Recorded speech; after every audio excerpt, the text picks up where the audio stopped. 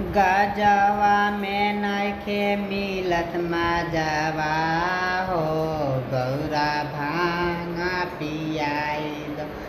गजवा में नइखे मिलत मजवा हो गौरा भांग पी दो।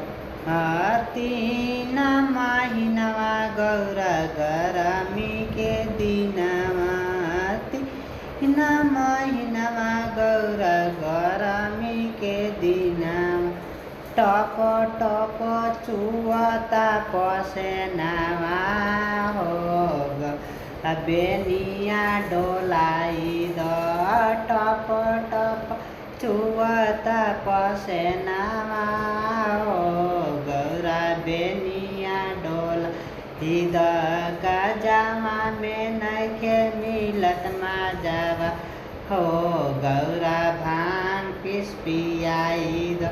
तीन महीना गौरा बरसात के दिन तीन महीनवा गौरा बरसात के महीना टप टप चुअता पलनिया हो गौरा छातावा खाई द टप टप चुअता पलनिया हो गौरा छातावा खाई द।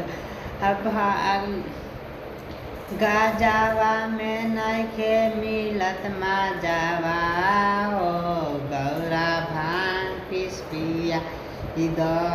गजवा में नइखे मिलत मजवा हो गौरा भांग पियाई द।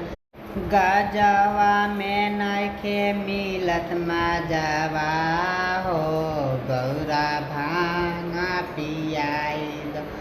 गजवा में नइखे मिलत मजवा हो गौरा भांग पियाई द।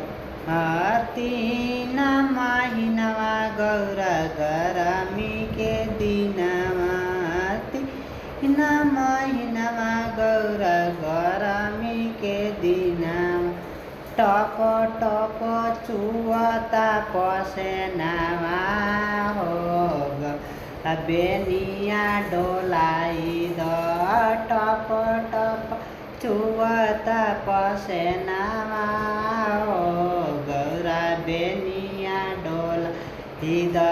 गजवा में नइखे मिलत मजवा हो गौरा